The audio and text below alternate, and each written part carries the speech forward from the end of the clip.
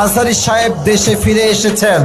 মিজানুর রহমান আজহারীকে জামাতের ট্যাগ দিয়ে এই দেশ থেকে কিছু কুলাঙ্গাররা বিদায় করেছিল। যুবক ভাইরা, যারা আজহারী সাহেবকে দেশ থেকে তাড়িয়েছিলেন তারা কিন্তু এই দেশে এখন আর টিকে নাই।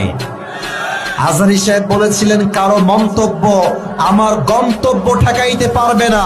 আমাদের সকলের একজন সিনিয়র আলেম লুৎফর রহমান সাহেব, যিনি মারা গিয়েছেন, আল্লাহ ওনাকে জান্নাতের উঁচু মাকাম নসিব করে দিক, উনি বলেছিলেন আজহারী একদিন ফিরে আসবে, বিজয়ের বেশে ফিরবে, বীর বাহাদুরের বেশে ফিরে আসবে। ঠিক কিনা বলে?